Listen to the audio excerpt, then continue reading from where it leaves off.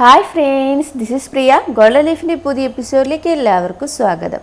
അപ്പോൾ ഇന്ന് നമ്മളൊരു 2 ടൈപ്പിലുള്ള ചിക്കൻ കൊത്തു പൊറോട്ടയുടെ റെസിപ്പിയാണ് ചെയ്യാൻ വേണ്ടി പോകുന്നത്. ഇത് വന്നിട്ട് നമ്മൾ റെസ്റ്റോറൻറ്റിൽ നിന്ന് എടുത്തിട്ടുള്ള വീഡിയോ ആണ്. അപ്പോൾ നമുക്കിത് എങ്ങനെയാണ് ചെയ്യുന്നതെന്ന് നോക്കാം. അതിന് മുമ്പ് പുതിയതായിട്ട് ആരെങ്കിലും ഈ ചാനൽ കാണുന്നുണ്ടെങ്കിൽ welcome to my channel subscribe ചെയ്യാൻ വേണ്ടിയിട്ട് മറക്കരുത്. അപ്പോൾ നമുക്ക് വേഗം പോയിട്ട് ഈ റെസിപ്പി എങ്ങനെയാണ് ചെയ്യുന്നതെന്ന് നോക്കിയിട്ട് വരാം. ഇപ്പോൾ വന്നിട്ട് കൊത്തു പൊറോട്ടയ്ക്ക് ആവശ്യമായിട്ടുള്ള ക്യാപ്സിക്കം, ക്യാരറ്റ്, അതുപോലെ തന്നെ സവോള, ഇത് മൂന്നുമാണ് എടുത്തുകൊണ്ടിരിക്കുന്നത്. ക്യാപ്സിക്കം വന്നിട്ട് വളരെ ചെറുതായിട്ട് വേണം അരിയാനായിട്ട്. ക്യാരറ്റിൻ്റെയും ക്യാപ്സിക്കത്തിൻ്റെയും 1/4 ഭാഗം മാത്രം എടുത്താൽ മതി ഒരു കൊത്തു പൊറോട്ടയിലേക്ക്. പിന്നെ ഒരു സവോളയുടെ പകുതിയും. മൂന്നും ഒരുപോലെ കട്ടി കുറച്ചിട്ട് ഒരേ അളവിൽ നിങ്ങൾ അരിഞ്ഞെടുക്കുക. കണ്ടില്ലേ, വളരെ നൈസായിട്ട് വേണം അരിഞ്ഞെടുക്കാൻ വേണ്ടിയിട്ട്.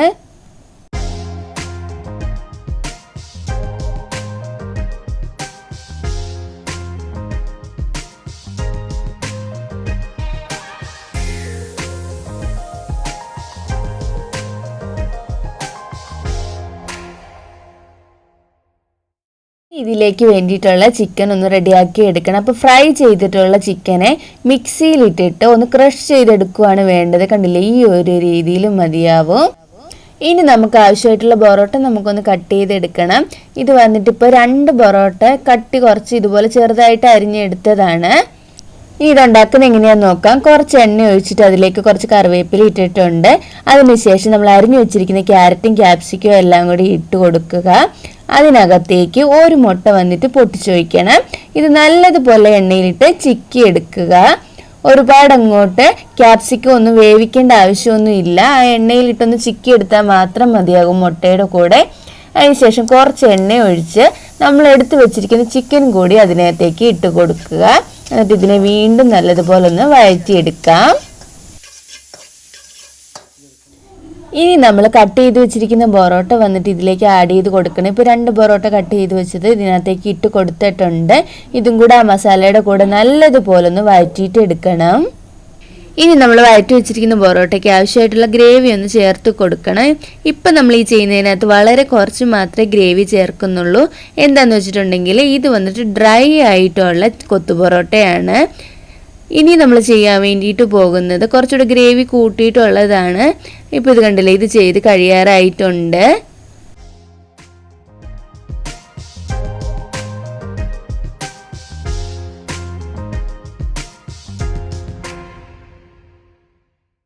അപ്പോൾ കണ്ടില്ലേ, നമ്മുടെ കൊത്തു പൊറോട്ട റെഡി ആയിട്ടുണ്ട്.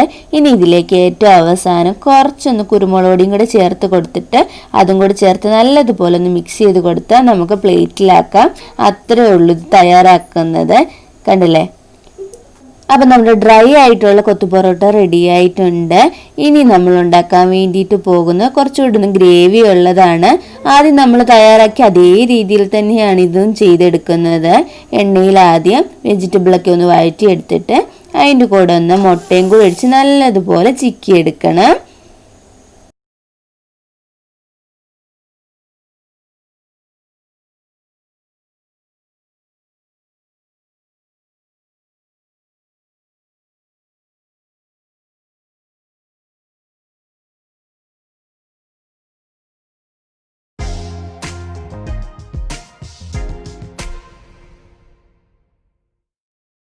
കുറച്ചുകൂടെ ഒന്ന് ഗ്രേവി ഒഴിച്ചിട്ട് ചെയ്യുന്ന ഒരു കൊത്തു പൊറോട്ടയുടെ റെസിപ്പിയാണ് ഇത്.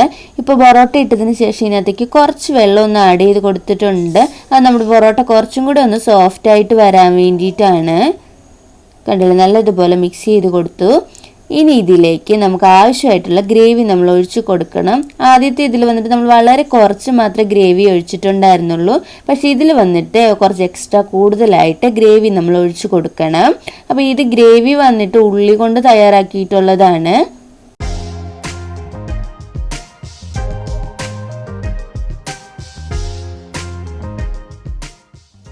അപ്പോൾ കണ്ടില്ലേ, നമ്മുടെ രണ്ടാമത്തെ കൊത്തു പൊറോട്ട റെഡിയായി. അതിൻ്റെ ഏറ്റവും അവസാനം നമ്മൾ കുറച്ച് കുരുമുളക് പൊടിയും കൂടെ മാത്രം ഇട്ട് കൊടുത്ത് നല്ലതുപോലെ ഒന്ന് മിക്സ് ചെയ്തെടുത്താൽ മാത്രം മതിയാവും.